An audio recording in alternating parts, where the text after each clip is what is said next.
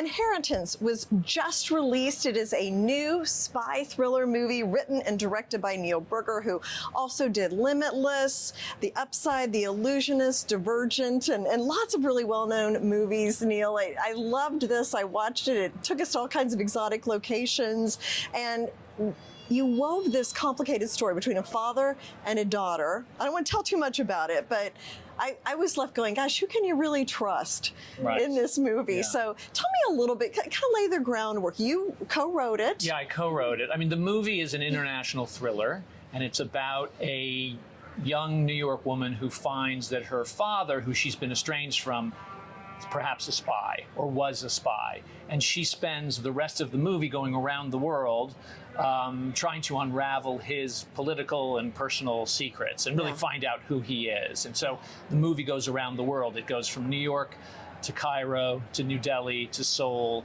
and then back to New York. And we, the filmmakers, really took that trip. Yes, I know. I loved the locations and seeing all these different parts of the world. Now, you shot this on an iPhone. We did shoot it on an iPhone. Yes. Yeah. And we shot it on an iPhone, not as a gimmick. There's been other movies that have been shot on iPhones that have sort of been experiments in shooting it on an iPhone.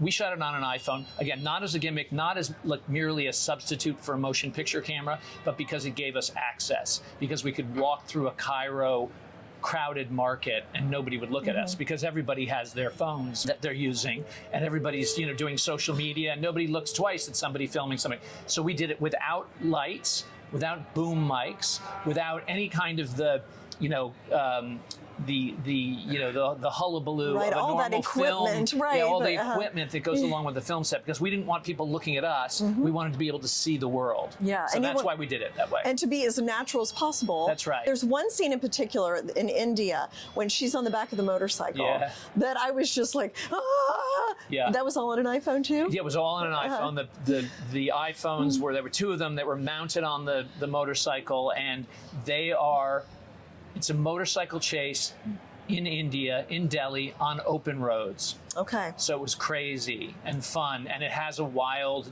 very different energy to it because of that. Was that motorcycle driver an actor? He was a stuntman who was a good actor as well. He is the great motorcycle stuntman in India. Yeah. And he is amazing. So since we're at the stock exchange, a little about the business and the iPhone. I'm interested in, do you see more of that? How will that change the industry? Well, it's shot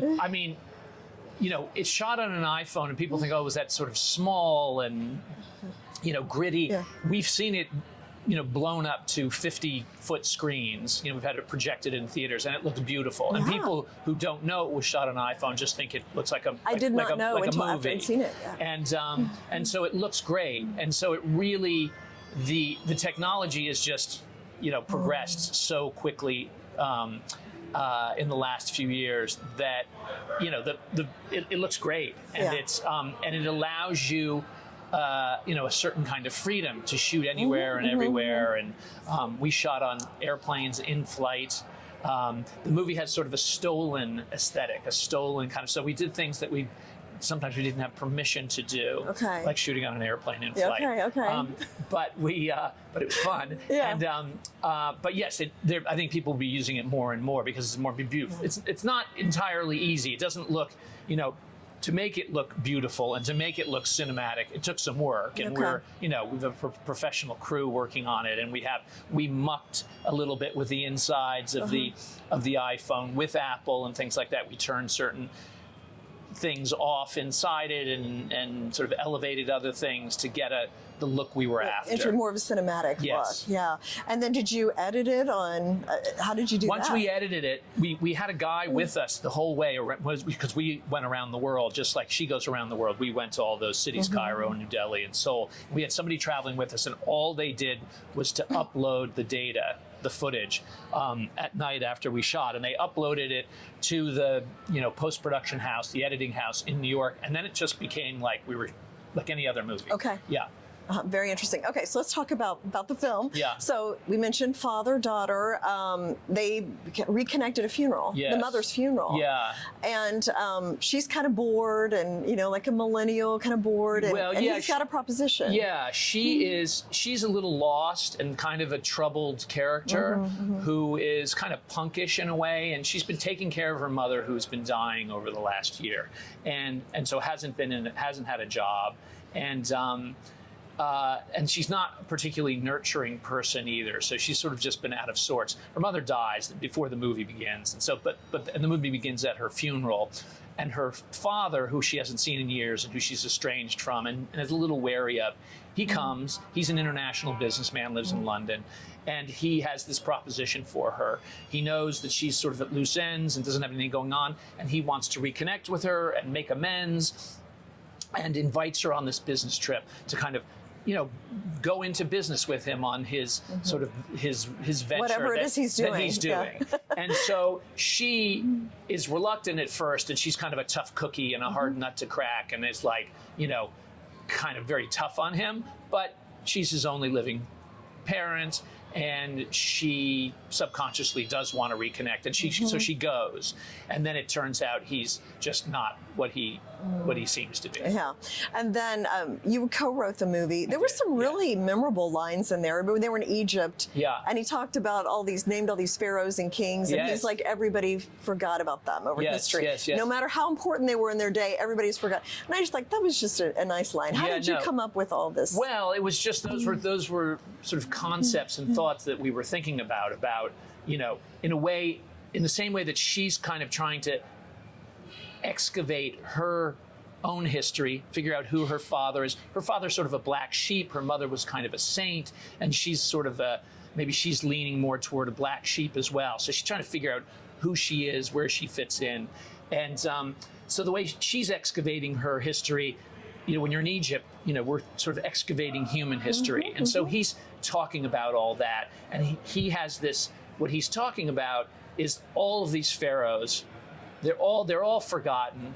They all thought that their dramas were important while they were living. Yeah. And now they're just like dust in the sand. Yeah. And she says, that's depressing to hear. That's and right. He says, maybe that's liberating.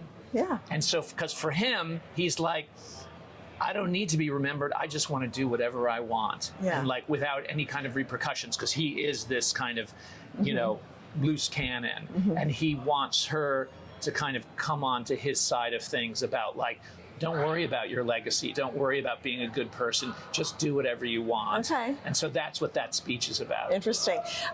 Speaking of the actors, they're both UK based, right? They are, yeah. They were both great and well cast. How did you find them? How did you know they were the right people? Well, Phoebe Dynevor is the lead, and she was in a show called Bridgerton, the first season, which was at the time the biggest show on Netflix in 2020 or 2021. Yeah. And so I met her, and she wasn't, in Bridgerton, she's playing somebody that's a little bit more prim and proper, and here she's playing a real kind of sort of a badass, kind of tough chick in a way.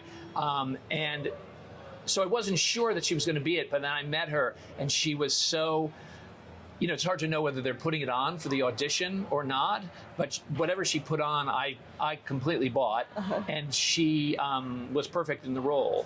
And then she's very different. If you know her from Bridgerton or she did another movie called Fair Play that came out last year, she's incredibly different in this movie. Yeah.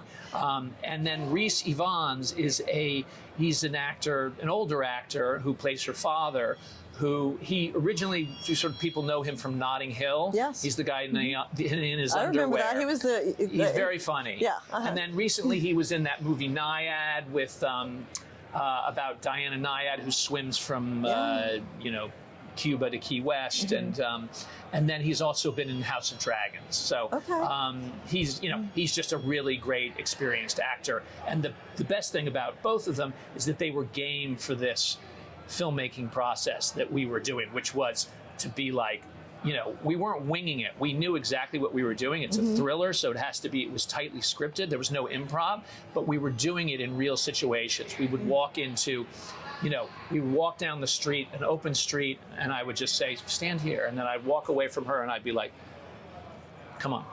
And she would, and whatever happened was like, she was to stay in character. If somebody bumped into her, if somebody asked her for directions, whatever. And so, and then we were on an airplane, as I said, stealing the scene. So she's sitting in an airplane, both of them are, and we're not supposed to be doing it.